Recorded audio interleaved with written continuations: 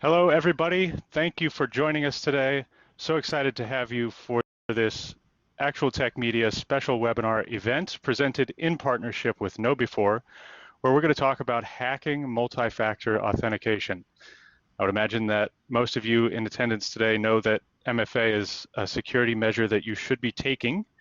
But our presenter, Roger, today is going to show you some ways that even MFA can be compromised, and I think suggest some further countermeasures that we should be taking. And I think you're going to love this. Roger's presentations are always very engaging. I love to attend Roger's webinars. And so I've got just a couple of housekeeping things to get to here before we start, and then we'll dig in.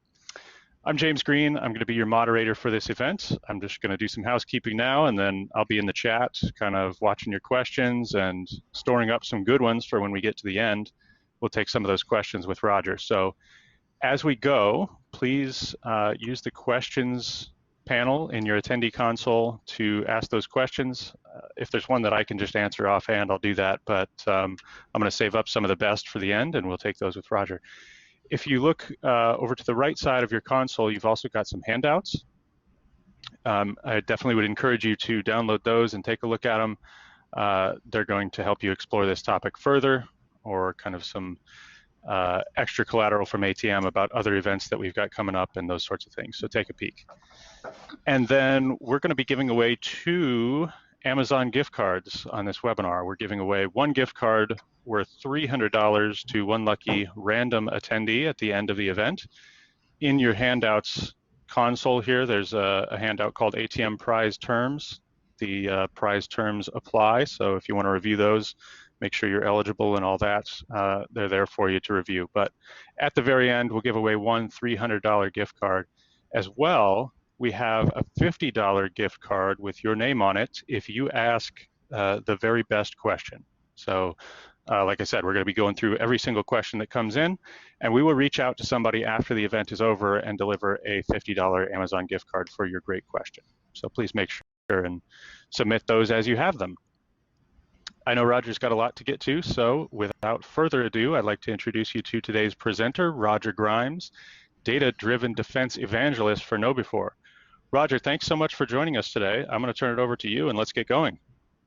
Thanks a lot, James. Thank you so much, and thanks everybody for showing on up. And essentially, I'm going to try to teach you as much as I can about what I learned from reviewing and hacking over 150 MFA solutions.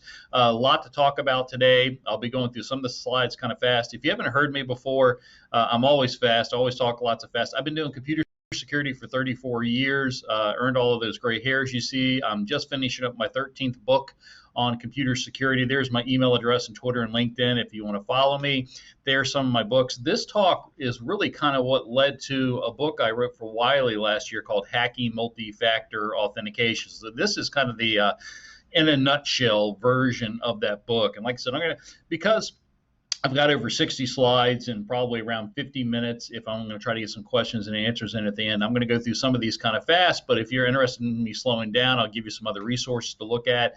Also, I work for KnowBe4. We're the world's largest security awareness training and simulated phishing platform vendor, and I love working for KnowBe4. But today, we're going to talk about MFA, all the different types of MFA, and the good, the bad, the ugly, the ones I like, the ones that I don't like so much, and how you can help pick the right MFA solution. Although literally, I'm going to kind of summarize that very quickly, probably in 30 seconds. But just to give you background, I've been a penetration tester for over 20 years. I have hacked dozens of MFA products for different companies, my own company, I've had a couple of my own companies, for Microsoft, for Foundstone, just to, every now and then over the last 20 years or so, I was hacked, asked to hack different MFA products, and always did. Most people that are hired to hack MFA products do hack them, so it's not like I'm something special. I eventually wrote a book for a while again called Hacking Multifactor Authentication.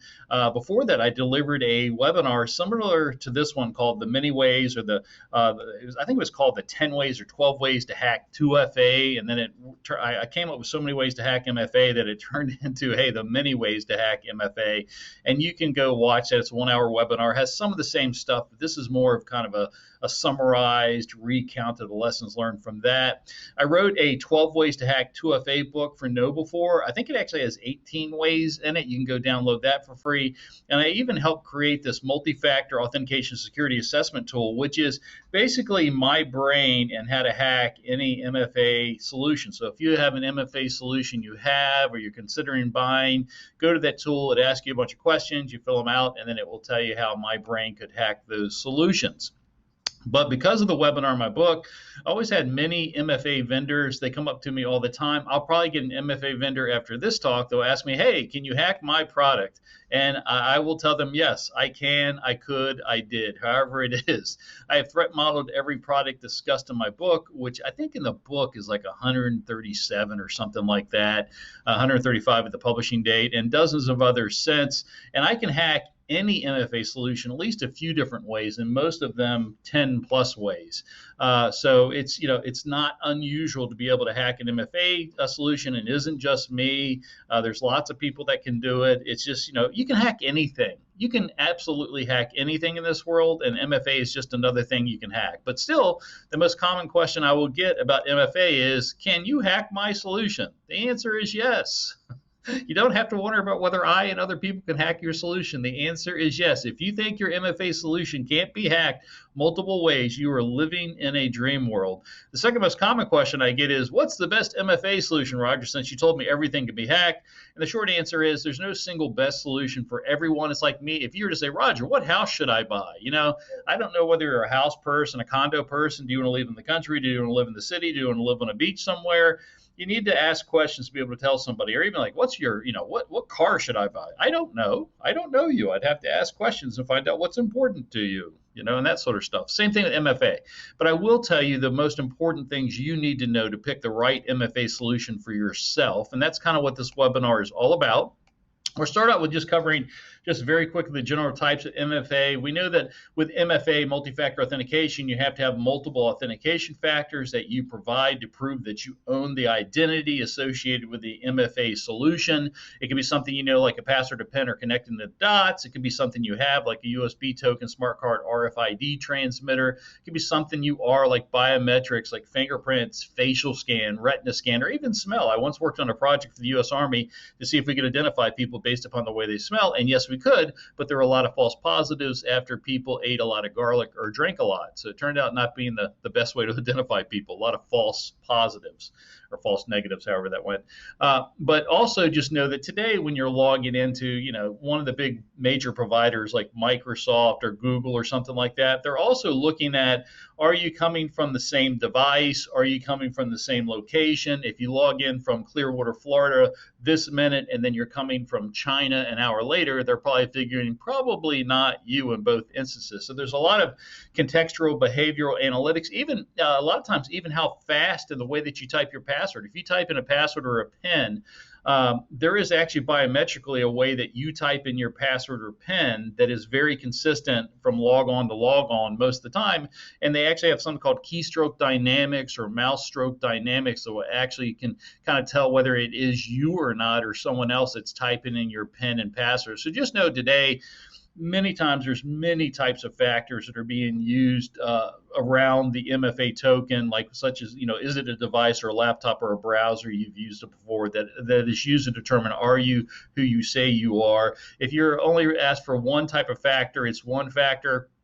Single factor. Some people like if you have a USB key and you plug that in and you don't have to do anything, it may seem like MFA to you, but really it's just single MFA. And single MFA or single factor is just not as good as MFA. Two-factor means you're submitting two authentication factors. Multi-factor authentication can be two or more factors. They can be hardware-based or software-based. Both are very popular today. Hardware-based MFA examples include a lot of these USB devices that you plug into the side of the device. YubiKeys made them kind of famous. They even have these wireless like dongles. Google and Titan keys kind of made those famous. Smart cards and wireless smart cards have been around for decades. And so these hardware-based MFA device examples can be wireless or wired, like smart cards can be both. Same thing with any type of standalone dongle. And I've also seen a lot of solutions where they're using smartwatches. So if you're wearing, your Apple smartwatch or whatever, that could be used to authenticate you. These days, one of the most common types of physical MFA, hardware-based MFA, or phone, is your cell phone. They call that phone as a token. So the second, you have to put in a PIN or a password, but the second factor, you send some code to your phone, and that phone is your token. Very, very popular. Phone-based MFA gaining in popularity, if not the number one method today. It probably is. Certainly, we're all used to these shared messaging, short messaging service messages we get on their phone to log into whatever your favorite thing is.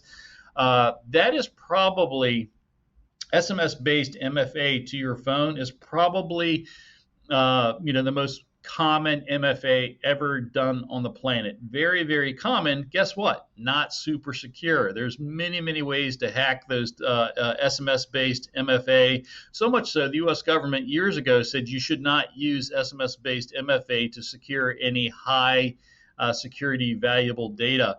Also, there's a lot of phone apps, and those phone apps, those are a little bit more secure. So you got, like, for Bank of America or Wells Fargo or something, you've got a app on your phone that you authenticate to, even if you're on the web. Sometimes they'll do a push notification. That's where you get a message on your phone saying, "Are you trying to sign in? Is this you?" And if you say yes, it allows you to log on in. Push notification phone apps are actually pretty secure. I like them. They're fairly secure, but can they be hacked? Yes, anything can be hacked, but they're pretty good. There's even voice-based, phone-based MFA where they give you a call and they ask you for some numbers or they tell you a PIN or something like that. Those are pretty popular many years ago. They're still around today, mostly for disability reasons, but also sometimes for identity. So not so much for authentication, but just like if I call my stockbroker account, they'll go, "Hey, based upon your voice print and that you're using the same telephone number, we've verified that it's you, Roger, and we're only going to ask you one more security question." So they're still around. In some places they're growing, but no, they're used mostly for identity authentication versus full-based authentication. And I think that's based upon that they're not always super accurate and we can sound different on different days, but they're pretty good. I've hacked them and seen them also be robust against hacking. But, so you'll see those out there. There's a lot of token-based MFA. Again, these are those USB keys or the RFID thing on your credit card that could be wireless or wired. The RSA Secure ID token, where you have the time-based number code that change, 6-digit code that changes every minute or so. Those are probably, that was the first physical MFA solution I ever remember. There's some really cool ones out there, like the Bloomberg device, the Bloomberg B unit device. That's pretty cool. Not only do you fingerprint authenticate yourself to the device and put in a password on the application, but the application actually flashes some light, and an OLED receptor on the B unit device actually reads those flashing codes and authenticate. It allows the application to actually authenticate itself to the card. So you authenticate yourself to the card, the application authenticates itself to the card, you authenticate yourself to the application, all before you're allowed to log in and use that application. It's pretty cool. And they even have MFA devices that look like calculators. The only difference being is you can't calculate on them. They're just to put in PIN codes or passwords or something like that. There's a lot of these one-time based passwords, OTP one-time passwords. And these are these tokens or software devices where they show usually a 4 or 6-digit code. And that code gets updated, every 30 seconds or a minute. Any of us that have ever used these, a lot of us are using them today. When that code's getting ready to change, you're like rushing to type it in before it expires, and you have to start typing in a new one. Although they do have what's called HOTP, hash-based one-time password. And that's like that YubiKey where the person touches it. If there's not a code, but all you're doing is touching the device or hitting a button, that is like every time you hit that device, it kind of generates a new cryptographic secret behind the scenes. Those are a little bit different than the time-based one-time password. So you'll see two types of these one-time password devices. One that change based upon time changing, and the other event-based, meaning that you're touching something, initiating something, having to do something, and it doesn't generate the new code till you do a new event. So two different types of codes there. The time-based one-time password multi-factor authentication solutions are very, very popular today. The RSA Secure ID Again token was the first one I ever saw. But now there's lots of them out there. The Google Authenticator is probably one of the most popular ones out there. Microsoft Office 365 Authenticator now has a one-time password-based one. WatchGuard has both a hardware and a software-based solution. Lots of people have different solutions. These are, they're very popular, again, where you get this time-based code and you've got to type it in before it changes. Very, very popular today. There's all kinds of other MFA physical types, and then there's biometrics with phones and things like that. And Windows Hello, they have facial recognition is very big. Fingerprint technology has been around for decades, so a lot of us swipe our fingerprint to get into our cell phone, or maybe use it to get into work. Time clocks, if you see that little time clock right there, that's handprint geometry, where it's actually measuring the geometry of your hand and maybe the veins and doing vein print geometry. There's also retina scans, iris scans, smell, that sort of stuff. And some of them, like the fingerprint scanners now, they have contactable, and those are ones where you actually touch the fingerprint scanner. Now they're coming up with ones that are kind of wireless, where you hold your finger above the scanner, and that's so you're not transmitting, diseases like, COVID or conjunctivitis or something like that. So those are starting to be a little bit more popular today. These connect the dot type solutions are fairly common, especially on cell phones. So the cell phone may have you connect the dots on, or even computer. Windows Hello will allow you to do this picture print identity based thing. You can connect the dots on your cell phone, or you can do numbers like a PIN code, or they'll say, oh, you can choose any picture you want and you get to choose the dots or the pattern, and you can do lines, you can drag, you can do circle, like I could circle the shark's eyeball if I wanted to, or I could point or double point. So some of these solutions allow you to use either pictures they give you or any picture that you supply, and then you kind of make the gestures that become kind of your login PIN code. We see it in a lot of solutions with QR codes. So you get, what looks like that, barcode device. Just know all that is encoded information. It's usually a number or hexadecimal encoded number. It could also be Japanese or Chinese characters. But anytime you see those QR codes, it's really just picture that as really being a number that's encoded in some type of barcode thing. I've also seen a fair amount of MFA. They're not super popular, but they're out there that do different things with keypads. Like in the middle example there, you can see with your PIN code could not only be a number there, it could actually be a color or a symbol.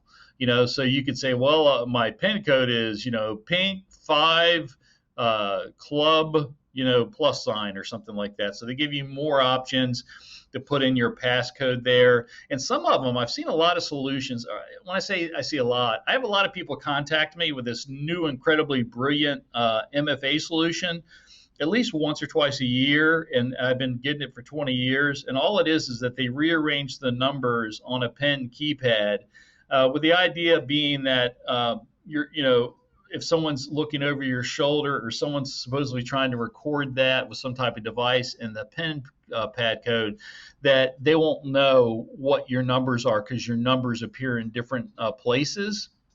So if your PIN code was 1, 2, 3, 4, it would be located in a different place on the keypad every time. And what I try to tell these people, besides, hey, you're not the first person to think of this, is I also tell them you're not going to sell this anywhere, because the people that use pens don't want to have to search for their numbers.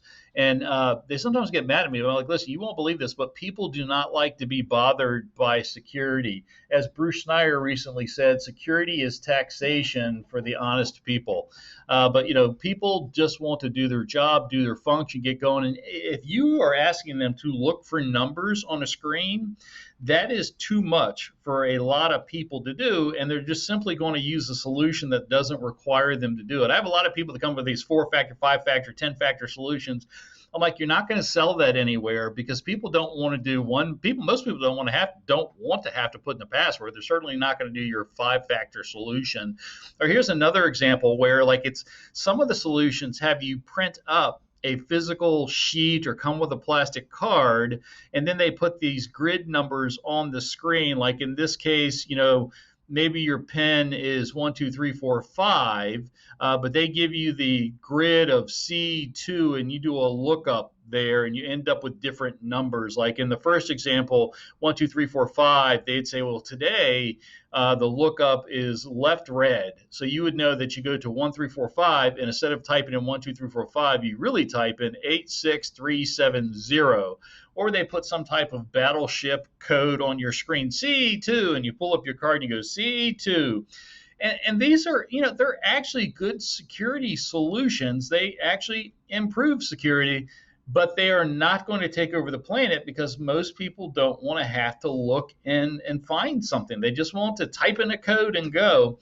And it's very, I hate to break it to the developers that have these great solutions, but they're just not going to sell much of it because people don't like to have to do much effort.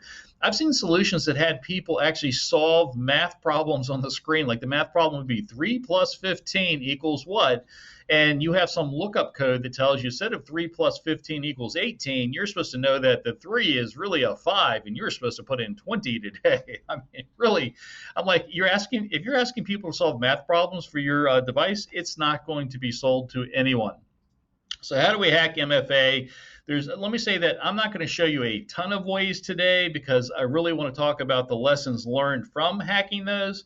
And if you want to see lots and lots, dozens of examples of how to hack MFA, go watch my previous Many Ways to Hack MFA webinar. That's got like 12 to 18 different ways to hack MFA depending on which version you watch. I've got a free ebook that has 18 ways that you can download, and then my book from Wiley has over 50 examples of how to hack MFA. But with that said, I'm going to show you some examples and talk about some examples in different ways. But if you were to hire me, go, okay, Roger, I want you to hack my MFA. The first thing any decent hacker is going to do is document all the dependencies and components involved, and there's a lot of them in most MFA solutions, and then do some threat modeling to see different attacks against them. If you don't know how to threat model, I recommend that you get some type of threat modeling training. It can only help you. I'm a big fan of a friend of mine's book called Threat Modeling Designing for Security by Adam Shostak. But I think it's out of print, or you can get it on Kindle. But really, any threat modeling book or guide will help you. But they essentially tell you that you identify the components. And if you look at a typical MFA solution, there's a lot of different components in most of them. And the end user, by the way, is usually the easiest one to hack. But there's all these different features and processes and parts. And you just start to figure out, okay, here's all the different components. Here's how they interact. This screenshot I have right here is kind of showing you the nomenclature for authentication, the subject and the applicant and the claimant and stuff like that. That's a bunch of, identity authorization terminology you don't really need to know. But what I just want to say here is that as a hacker, one of the biggest things you do is map all the dependencies and components, and then you start to look to see which components don't confirm or confirm that the other thing did its job. Like if it uses DNS or Active Directory as part of the identity management system, can I hack that DNS or identity management system to bypass something in the MFA solution, and vice versa? So that's kind of what you do. There really is only 10 different ways to hack anything. Every hacker attack, every virus, Trojan, malware, ransomware attack works based upon 10 different ways. It's social engineering, which is the most common popular method. Could be eavesdropping, listening in on communications or wireless communications, or a man-in-the-middle attack. Very, very popular, works against 90% of all MFA solutions. Could be exploiting a programming bug. Every single MFA solution has exploitable bugs in it. Could be, again, weak verification between components where they don't verify something that the other reliant dependency or the other dependency gave to them. It could be that you just bypass the MFA altogether. Could be weak security configuration settings. Could be data network traffic malformation. Data malformation would be like a buffer overflow. Network data malformation might be like a denial of service attack. Or it could be a third-party reliance issue, again, where I'm attacking. A lot of times I break into these solutions. I'm not even really breaking into the solution. I'm breaking into something the solution depends upon, the end user, DNS, Active Directory, something like that. And the MFA providers sometimes mad at me. They're like, Roger, you hacked my device, but you didn't really hack my device. And all I say to them is, could an end user rely upon your solution, and did I bypass it or did I break into it? And if I did, I don't think the real world cares how I did it. It just cares that I did it, that the end user was relying upon your solution and I can bypass it or trick it or something like that. And there's even things like physical attacks where if you get an electron microscope, you can actually look at the chips at the molecular level and identify secret cryptographic keys. Or even with a can of PC cleaner, I can freeze memory chips and take those memory chips over to a PC and find the private cryptographic keys. Or I can just steal your device. Or I guess physical attack, I can hold a gun at you and tell you tell me your PIN. I want to know your PIN. So there's all kinds of different attacks against MFA. So essentially, you take all the components, all the dependencies, and then you look at each of these 10 methods and go, okay, could I try a man-in-the-middle attack? Is there a man-in-the-middle attack possible here? Can I do a social engineering attack, and so on? And that's how you break into MFA. And again, I've never not hacked MFA. I don't know any team that's ever been hired to hack MFA that hasn't hired the MFA solution they were hired to hack. So it's not like I'm special. But if you're interested in how my brain could do it again, go to the KnowBe4 Multifactor Authentication Security Assessment tool. It'll ask you 12 to 20 questions, basically just to get the attributes of what your MFA solution is and how it works. And then I'll print out, I think it prints out a 20 to 40 page report on how my brain could hack that particular MFA solution. But what I want to do next is show you a really cool demo by Kevin Mitnick. He's our Chief Hacking Officer, showing a really, really common MFA hacking method. This is a pretty cool video, so I'm going to shut up for a minute or so and let this video play. Nick, I'm KnowBe4's Chief Hacking Officer.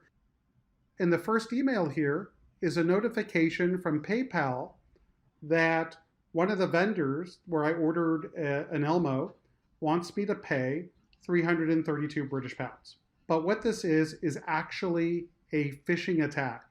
So this is a scam. So what we're going to do here is be the victim. We're going to click the Pay Now button, and it's going to redirect me to PayPal to go ahead and log in, or what looks like PayPal. I'm going to click Next. Then I'm going to put in my password. And now it's asking to text a security key. So I'm going to go ahead and click Continue and take a listen. It should be delivered in a moment. There it is 074446. So let's go ahead and click Continue, and I'm logged into my account. So here I am, successfully logged in using multi-factor authentication. But let's scoot this aside and see what really happened. So we scoot over here. So what we're able to do in this particular case is we intercepted the username, which was no big deal, but here's the password. Intercepted, this is my secret with an exclamation point.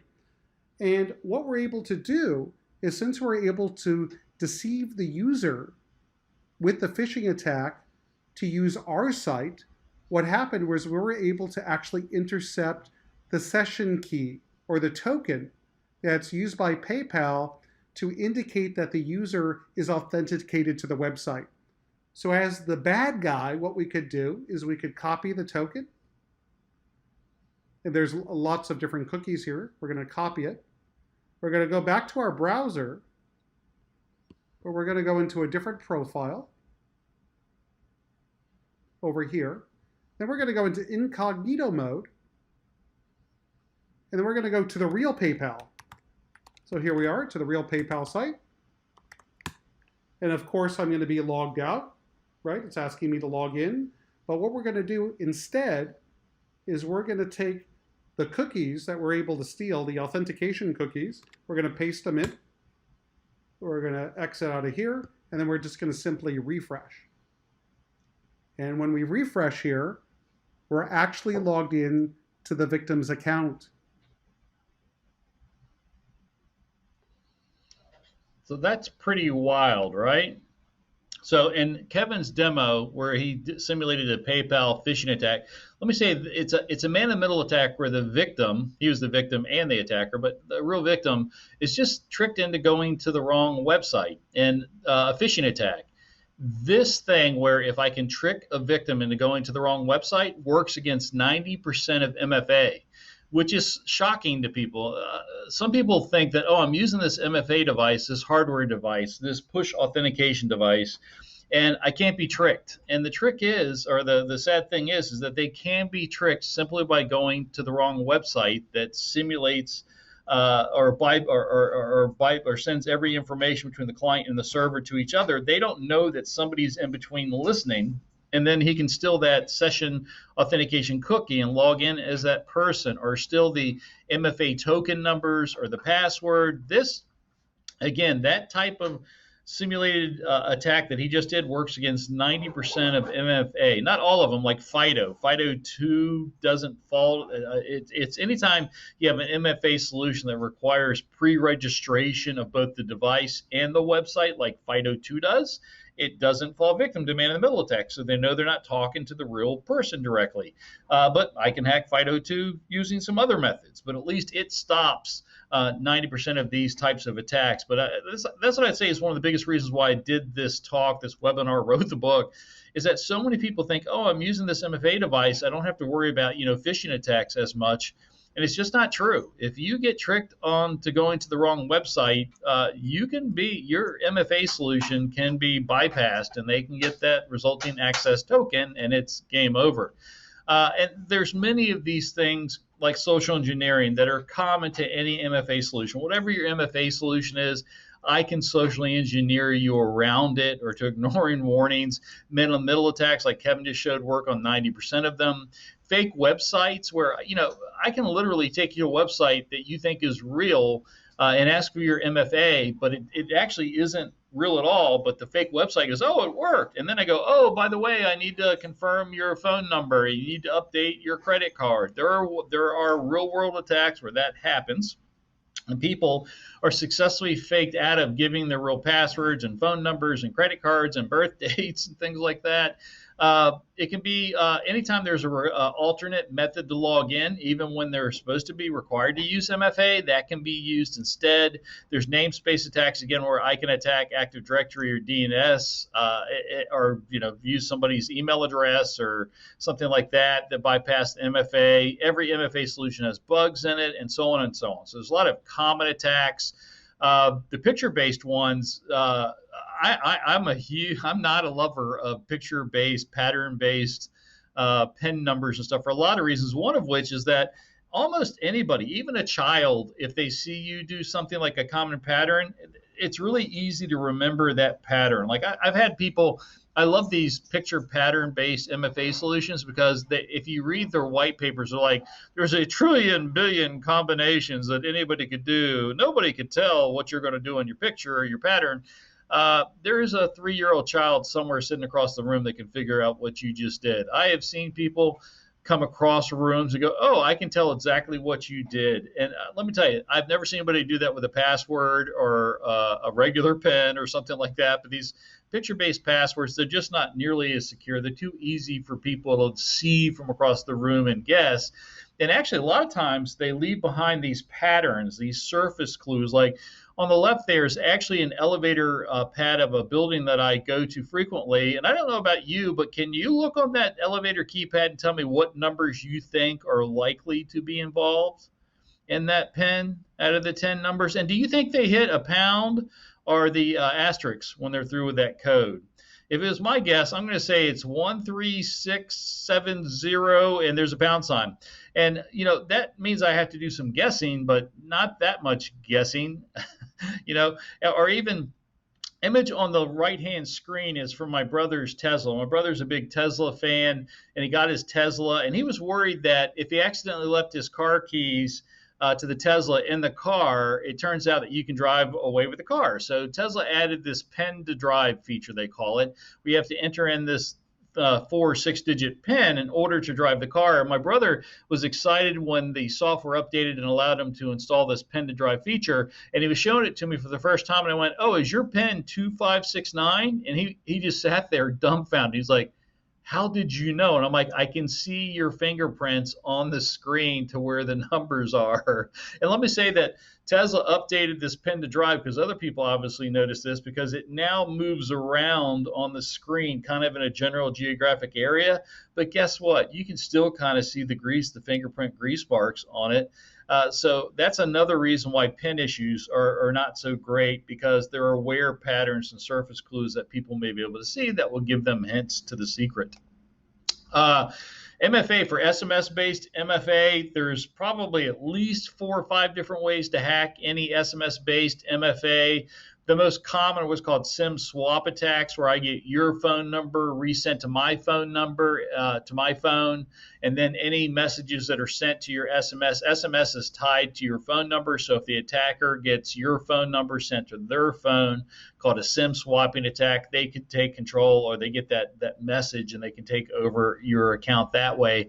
But it's even easier sometimes, because literally sometimes when people tell me, "Can you hack me?" This is a trick that I do. I send them an SMS message from a fake phone number, and I claim to be, Google security or Microsoft security or Yahoo security, whatever email account they're using. And like for Google, for Gmail, I'd say, "Hi, this is Google security. We've detected a rogue sign-in to whatever their email account is.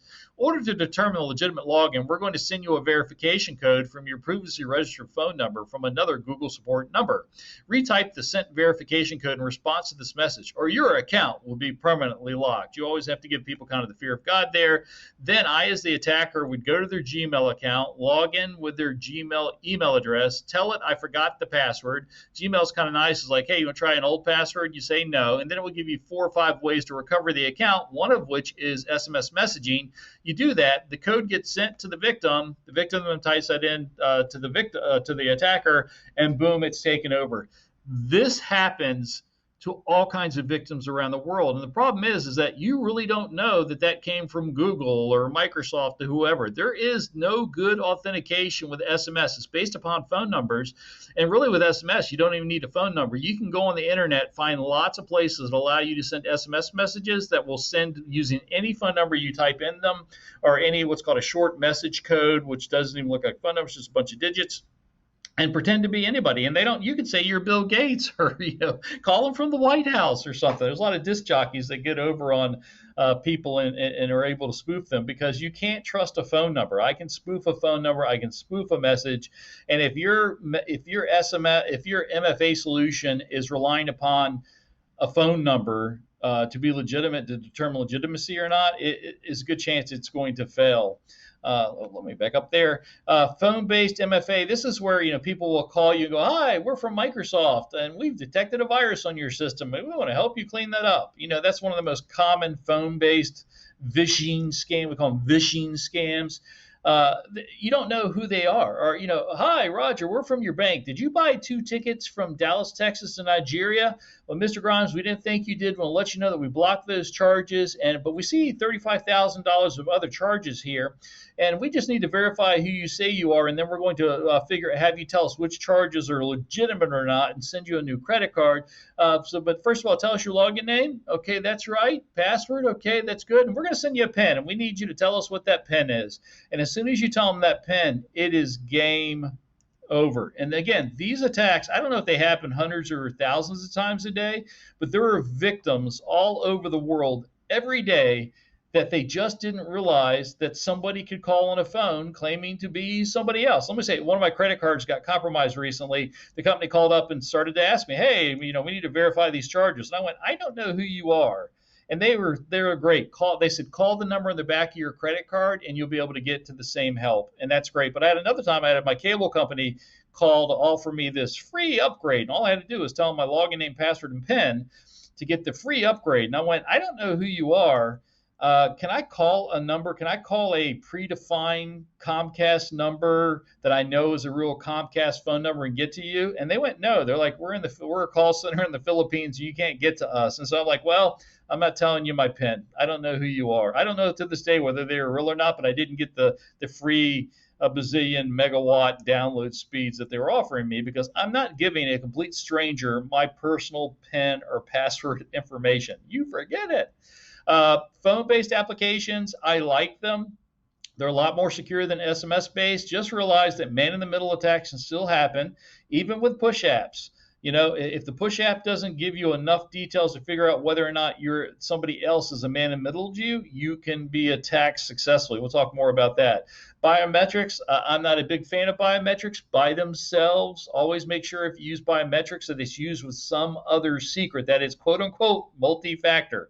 If all it asks you for is your fingerprint or your eyeball or your fingerprint scan, and it's not asking you for any other information, that is single factor, and I don't like single factor biometrics, and that's because they're not secrets. Your biometrics can be stolen all over the place. Your fingerprints are everywhere. People can steal your biometrics. Like, I had my fingerprints along with 5.6 million other people's fingerprints stolen from. If you'd ever applied for a U.S. government security clearance up until a couple of years ago, some advanced persistent threat attackers from China stole 5.6 million fingerprints, including my fingerprints, including my wife's fingerprints. How can any system that asks for my fingerprint now know that it's me? I can't change my fingerprints, or let me say not easily or without acid.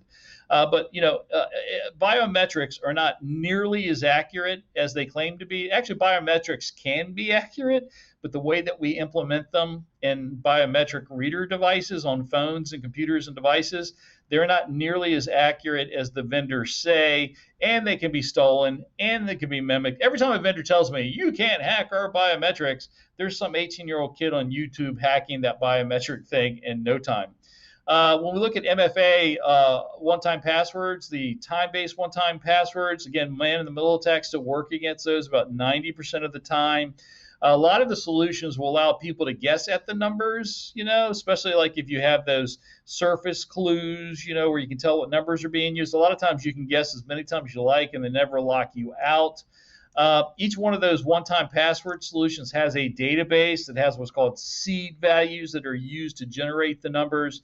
If those databases get compromised, an attacker can create an additional instance of that MFA device, and you don't even know that it happened.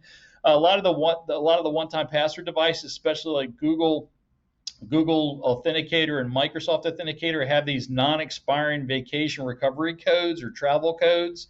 You can literally get a list of them. They're usually like 5 or 10 or 20 of these things. They usually have your email address right next to them. So if you accidentally lose that piece of paper that you printed out for your vacation, hey, not only they're good unless you also remember to change them, but they have your email address. So the attacker, when they find that piece of paper, like, oh, it goes to this account here, and they can log in as you. And if you forget to change your travel vacation codes after you've lost them, it's kind of game over. And there's all sorts of other ways.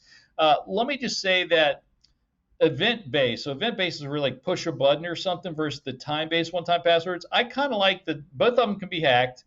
I like both if they're done well, if they use open standards and they use good cryptography and stuff like that. But overall, I like time-based one-time passwords because the codes are only good for like a minute, 30 seconds, or a minute or 2 minutes. The event-based ones are actually good until the next event, and a man-in-the-middle attack could work quite well. I could trick you into thinking that you've put in an event code, capture the event code because it's not transmitted to the real website. I've just tricked you into putting it into my website. I can reuse that code on my website. I can even trick you into providing multiple codes, and because they're not going to the real website, I can then use them right in a row. There's a lot of event-based one-time passwords where I can generate these codes, and the old codes never expire. So even when you're using a new code and you've gone on, an attacker that has captured an old code can reuse the old codes. I mean, years later. It's amazing in some of these solutions. Remember QR codes? QR code is just a number, and if an attacker gets a hold of that QR code, that quick response code, they can use that number to create an additional instance of the MSA device. So you want to make sure that if you use a QR code that it is an encrypted number and it's not the plain text number. You want it to be encrypted using some public-private key cryptography so that it's harder for the attacker to reuse. Plus, I find a lot of times these QR codes never expire. Like you're setting up Google Authenticator and they send you a QR code. that QR code never expires. So if an attacker finds out your QR code or your number, even years later, they can create additional unauthorized instances and that sort of stuff. A lot of times, too, on these QR codes, people can guess and guess and guess until they get them right. So be careful of that. So the good, the bad, the ugly. To finish up what I like and don't like, just remember all MFA can be hacked, although some of them are better than others. I am not a fan of the picture pattern solving solutions. I don't like SMS-based solutions. Let me say the U.S. government doesn't. Since 2017, the U.S. government said don't use SMS-based MFA. I'm not a fan of one-factor solutions. Why go to two-factor? Why go to multi-factor solutions and then just do one-factor? A lot of people are doing that, especially with YubiKeys. Like, I plug in the key and it allows me to log in. Nope, you should have to know another secret. Make it multi-factor.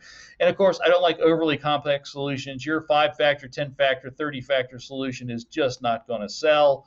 Also, anytime you use an MFA solution, make sure they're using generally accepted open cryptography and key sizes. A lot of the vendors, like, we have a proprietary crypto. If they won't tell you what the crypto is. If they tell you they've made up their own crypto, their own fantastic super secret million-bit key crypto, run. That if the vendor that does your encryption, does your MFA doesn't tell you what the crypto is, and it's not open standard, open source stuff, if they say it's private, if they say it's their super secret one, if they say they've made a brand new one, run away from it. And make sure that whatever solution you're using, that it's crypto agile, meaning you can upgrade the crypto as needed without throwing away the device. Like, pretty soon, quantum computers are going to break most modern asymmetric encryption algorithms like RSA and Diffie-Hellman and stuff.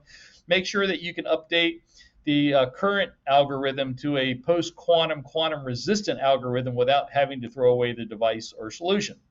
So in the end, I like phone apps. Phone apps are good. Phone apps with push notification are even better. I'm a big fan of multi-factor FIDO solutions. There are single-factor FIDO2 solutions. I like multi-factor FIDO solutions. Make sure if you're using a hardware token that it supports one of the open standards, the RFC open standards for multi-factor one-time password solutions, and that's called OAuth or OKRA, not OAuth. OAuth is open authorization, and that refers to something else. You want OAuth or OKRA. Those two things are good. If you have biometric vendors, make sure they don't store your biometric attributes in plain text. They should have it encrypted or obscured in some way that if someone steals the database, they don't get your fingerprints or face or whatever. Look for vendors that have anti-play defenses, which just means that if someone captures your token or number, that they can't just keep replaying it in perpetuity. Should be that if you use your code or the code expires or something like that, that it can't be reused. Like, the Google QR codes are good forever. That's just strange. They should only be good for an hour or a day or something. But by allowing the QR codes never expire, you're just waiting for a hacker to find out what your QR code is in your trash box of your email or something like that, and then using it against you. Also, I do like vendors that have large groups of customers and staying power. I reviewed, over 130, 150 solutions these days. The vast majority of them don't have 5 customers.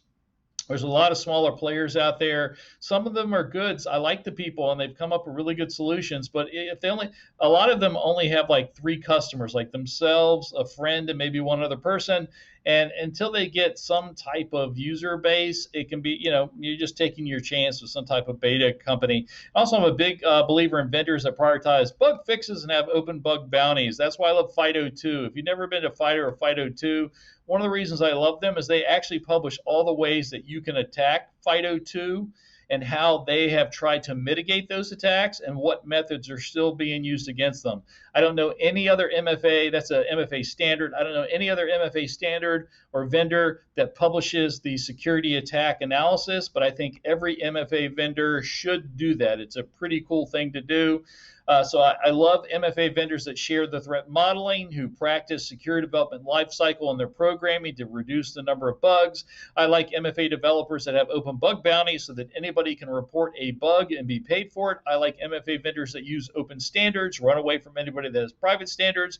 I like MFA vendors that do regular pen testing of their solution using not only their own internal pen testing teams, but hire external vendors.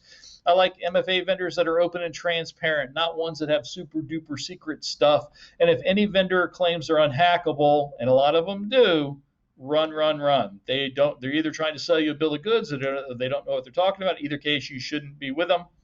I love MFA vendors that allow pre-registration, meaning this device works with this website. That's like what FIDO2 does, one of the reasons why I like FIDO2. And again, it prevents those man-in-the-middle attacks. Man-in-the-middle attacks are among the most common ways that MFA people are hacked. So that's a good thing to do. Anytime that you can tie a device to a website and a website to a device, it's going to decrease a whole lot of hacking. Make sure if you have any device that has a password or a PIN that there's some type of rate limiting throttling account lockout feature. You'd be surprised by how many MFA solutions that ask for a code will allow anybody to guess as many times as they want without ever locking out the code. That's not a good thing. And make sure that any secrets like QR codes or pins or something like that, that there's some type of expiration period on it. If there's some initial secret somebody has to know that it doesn't last forever, like the vacation codes and the travel codes, they shouldn't last for years. They should last for a day or a week or something like that. But having a non-expiring secret is never a good thing. Also, if you have push authentication in there, like this one here, I'm going to go buy something. It's like, hey, do you want to approve this transaction? You may say, this is really good. I'm going to approve it. But there's not really a lot of details. It's just the amount. But maybe if the push notification went, do you want to approve this amount going to this PayPal site that really is a fake PayPal website located in Ukraine or Russia? Maybe you're like, wait a minute, no, I'm not. I didn't know I was trying to pay this account in Russia. So you want your push notification messages to give you as much detail as possible. Like here's the Microsoft Office 365 push message. Like, do you want to approve this sign-in? You know, and it's got the sign-on request number and the email address. That can be man in the middle very easily.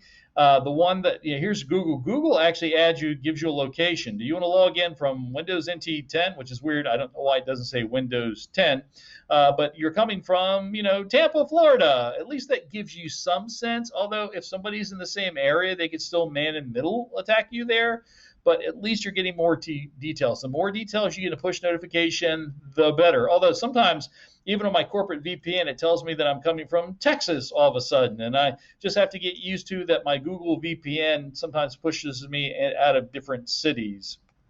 And then there's some MFA solutions that use what's called conditional access. So like you have to belong to a group, like you have to belong to the HR group, plus have this MFA to work. Just know that I frequently attack these types of conditional access solutions by attacking that conditional access group. If you want to see a demo of this, I don't have time today, but there's a smart card demo that you can look at that's at this YouTube link.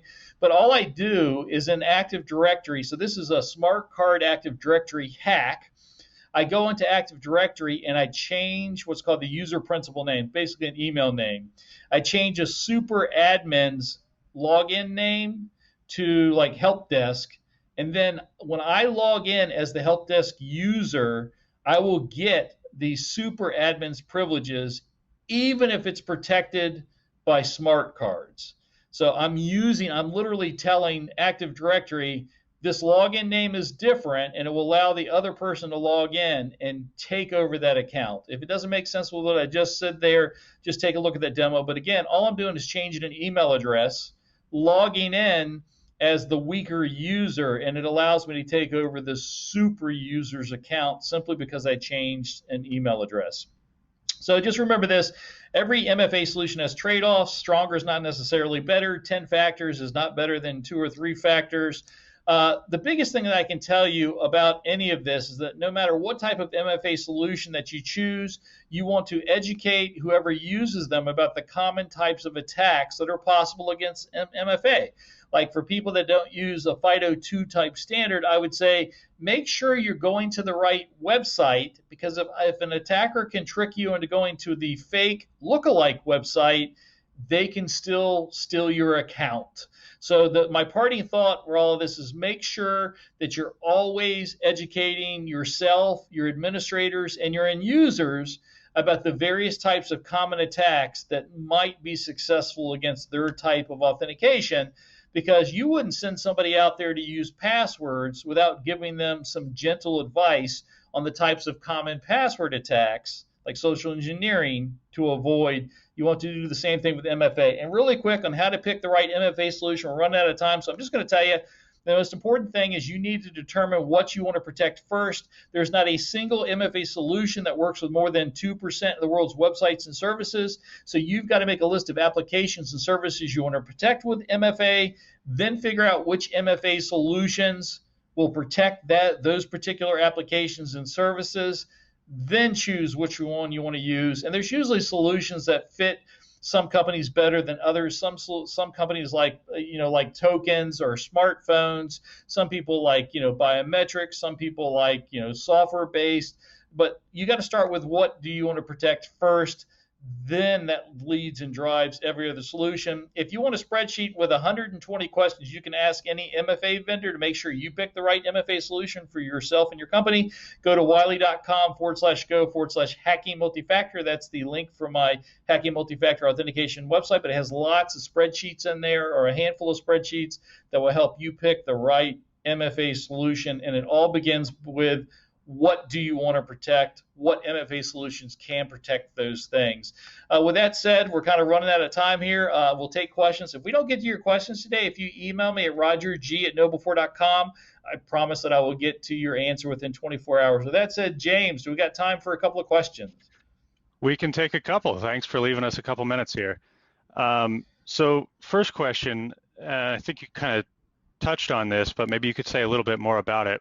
Why is it, in your opinion anyway, that there isn't really such a thing as an unhackable MFA solution at this point? What's, or maybe to phrase it another way, what would it take to make an unhackable one? Yeah, so the answer to that is to really cover all the bases, you end up making a solution that's so secure nobody wants to use it. Like I actually knew of this vendor, I could hack a solution, and he kept, every time I told him how I could hack a solution, he came back and he fixed it, He actually fixed everything. When he got through though, it was like 8 or 9 factors. I'm like, nobody is going to use this.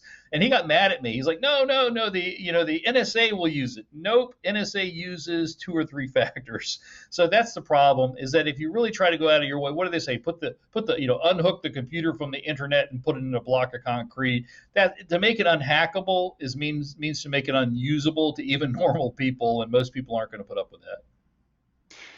Yeah, so it's the balance between the security, technical security, and people being able to actually use whatever it is you're securing. Yeah. Yep, exactly. Is there any more you could say about the quantum breakthroughs that we're having, being able to crack stuff that today is super secure pretty easily? And what's that going to mean for multi-factor? Yeah, so that's a great question. Pretty soon, we're going to have, if we don't already have them in secret, but most experts say within a couple of years, the outside of 5 or 10 years, but really, I think it's already happened. A lot of people say it's within a couple of years. We're going to have quantum computers that are capable of breaking today's traditional asymmetric encryption and weakening our symmetric encryption in half. Almost most MFA relies upon asymmetric encryption, which means you will need to upgrade those algorithms from RSA to something what's called post-quantum.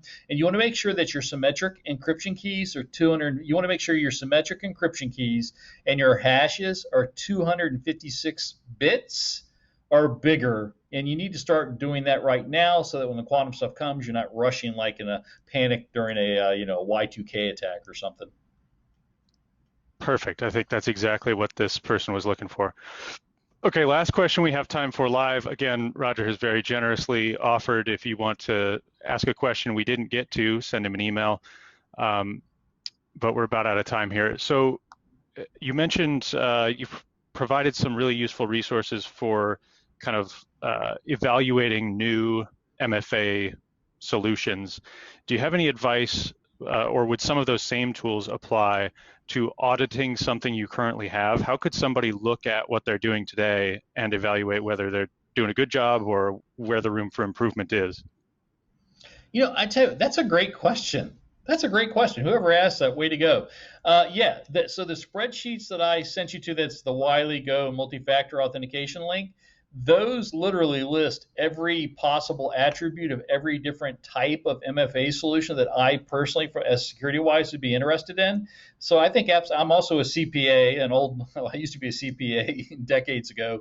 I would absolutely think I would, if I was an auditor and I wanted to audit and really look at the security equivalence, or how good something is, those spreadsheets would be a really good set of questions to ask. Yeah, that's a great point, great answer, great question. Awesome. Well, Roger, thanks so much for this enlightening presentation. It was fun, as I expected it would be, and I learned a lot.